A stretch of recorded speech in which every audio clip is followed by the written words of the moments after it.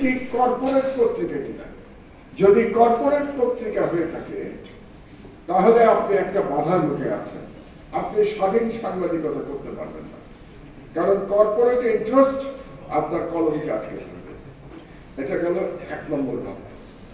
2 নম্বরে আমরা আসি, সেটা হলো কমার্শিয়াল বাধা, অর্থাৎ বা অর্থনৈতিক বাধা। সেটা হচ্ছে বিজ্ঞাপন।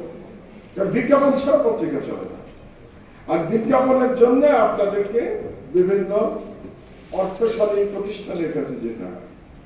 তো যখনই আপনি বিজ্ঞাপনের জন্য কোন অর্থশালী প্রতিষ্ঠানের কাছে যাবেন, তখন ডাইরেক্টলি আর ইনডাইরেক্টলি আপনি একটা বাধা নিষেধের মধ্যে পড়ে যাচ্ছেন। সেই প্রতিষ্ঠানের বিরুদ্ধে আপনি লেখার সাহস করবেন না, প্রধানত যে প্রতিষ্ঠান থেকে আপনাকে বিজ্ঞাপন আনতে।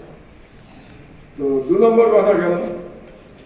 3 নম্বর বাধা হচ্ছে আপনার নিজের, এটা হচ্ছে ইনহেরেন্ট বাধা।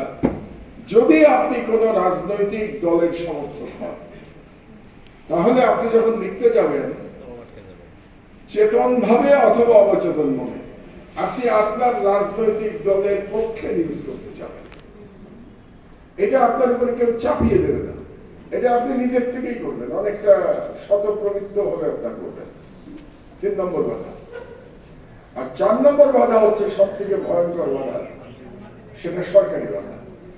সরকারের চাপ, ডিজিএফআই এর চাপ, গোয়েন্দাদের চাপ, পুলিশের চাপ, জেল জুলুমের চাপ, সরকারি বিজ্ঞাপনের চাপ। আপনাকে যদি অন্য কোনো চাপও না দেয়, সরকারি বিজ্ঞাপন বন্ধ করে দেবে, আপনি পত্রিকা চালাতে পারবেন না। তো এই 4টি প্রধান বাধা অতিক্রম করতে পারলেই আপনি বস্তুনিষ্ঠ সাংবাদিকতা করতে পারবেন। আপনাকে যতই নীতিবাক্য শেখানো হোক,